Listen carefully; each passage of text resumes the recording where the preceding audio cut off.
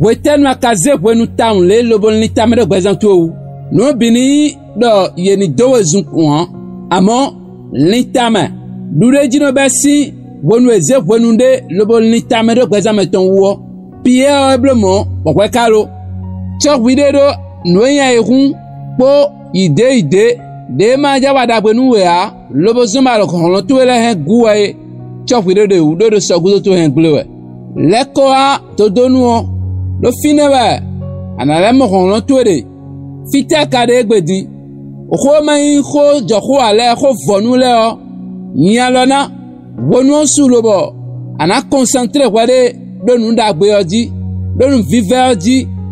de inde hiko podo tamelindo ko e wona lo ma ko ma me wopo wabado rasanta de wonu mi memba na ko de ba kunna sire gbetwe mina hanudo mesero sin wema ta wewe hikame wewe ndo Acte 12 verset 12 wi wonado maman edido mali jan eno leira do makiosi nokwe megege kokple do fine bodo de khoe do gbameo eyonu na no ze kwenunde lobnan litamena do beta dagbele o kwenue jijan lobon litame ganjio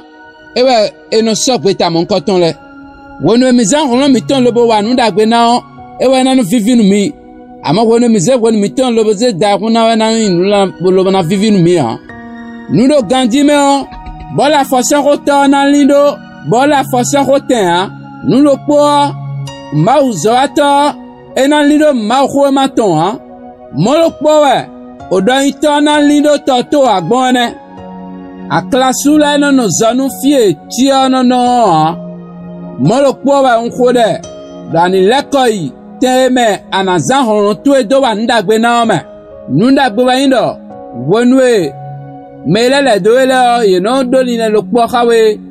yeno do objectif lokpo khawe nunda gbewa inwe nkhore do akuna penu kha meta futole o tabi gufondo meji tole o lo ba na zanwe lo bo gbe to gble o do Jesus Christ sin koma